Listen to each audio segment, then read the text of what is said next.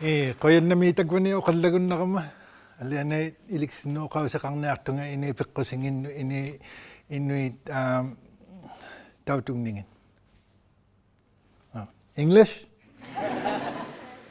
All right, I just wanted to say thank you very much for having me here, Anthony, and my privilege to talk to you about where I come from and what I've seen over time in my short life.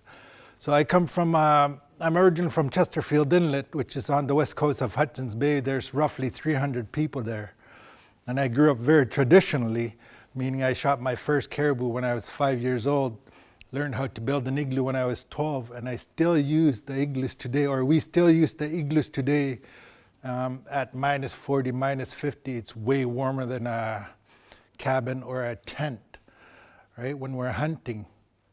And I just wanted to show you a photo of my trip this summer. This was on, I'm on expeditions every summer on ships like Students on Ice or Adventure Canada. And this was on the coast of Greenland, where the glacier is receding 7 meters a day or something like that. It's crazy anyways. And I was trying to find a photo that I took 10 years ago with Students on Ice as opposed to a photo this summer, because I seen a difference of glaciers on the mountainside of about 200 feet in difference in 10 years, you know? And so where I come from, there's no trees, right? Anybody know where Baffin Island is? Yeah? Anybody know where the polar bears are? Sorry, I shouldn't move too much because we're being recorded live. Just kidding. So in my lifetime, there's, I was thinking of putting up more photos, but I know it's very distracting to see graphs and everything. Just kidding. But in my lifetime, I was fishing this summer with my son. He's 4 years old. And we were on the ice in the spring, and the ice was already breaking up in mid-May, end of May, right? We're still driving our snowmobiles a little bit in the middle of May, but it was already breaking apart. 5 years ago, we were doing the same thing, beginning of June, middle of June.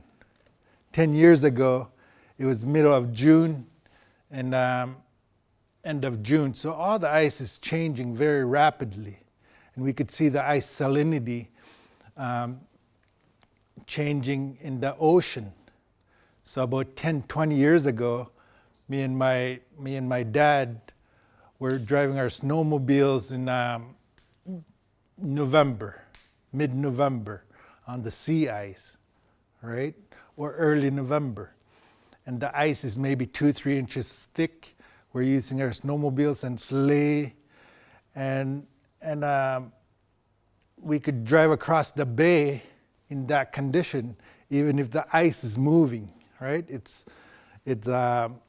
waving, right? It's so thin, it's like 2-3 inches thin, but it's strong enough to hold us together or hold us up, right? Today, we can't hardly do that anymore. You know, we have to second guess ourselves. It's more brittle because of the ocean's salinity.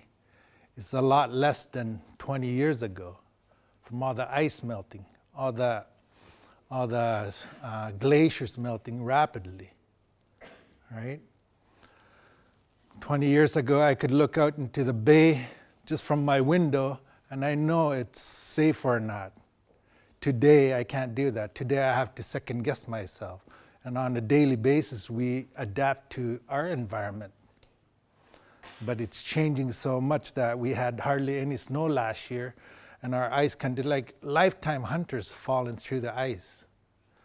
You know, it's very urgent that what we're doing, like today, you know, all these things like to be TikToks and all the work we're doing, everybody all over the world today working together, like you guys are the reason why Anthony and them do the work they do, right? Because we know that you guys are the future to lead the way in saving our planet for our children, for our grandchildren.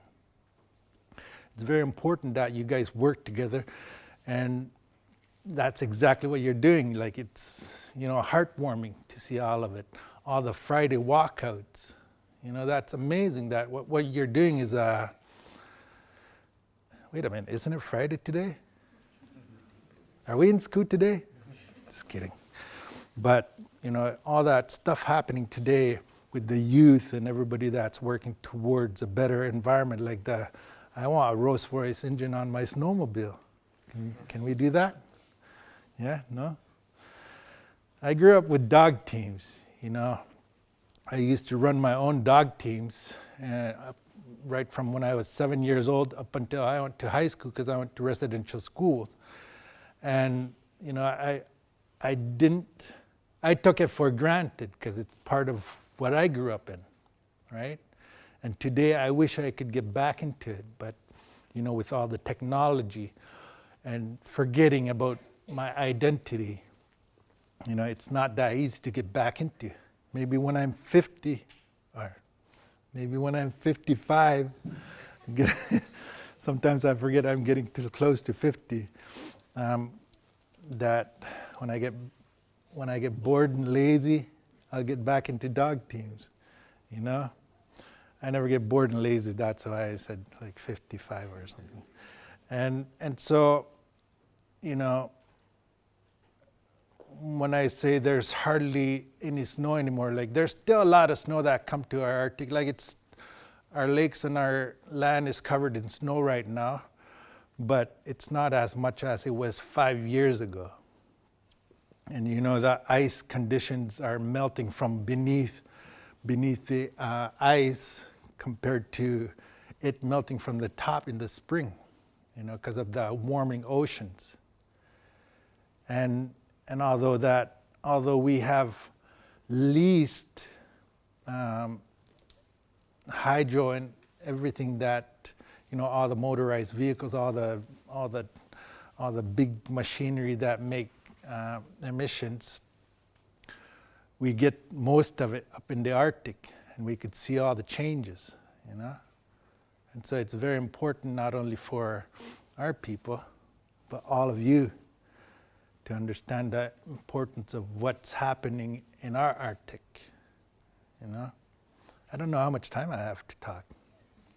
12 minutes, 5 minutes? But yeah, all the work we're doing, I love being home. I love hunting. I love being with my family. I like to be around where I grew up. But I understand the importance of working towards a better future. So I sacrifice a lot of my time at home, a lot of my hunting time, a lot of my traditions, a lot of my family time, a lot of my money to inspire people to live a better way, right? Learn as much as you could, travel as much as you could, do your part, live the best that you can, right? Because unlike me, we only live once, right? And yeah, I think that's 12 minutes. Thank you very much.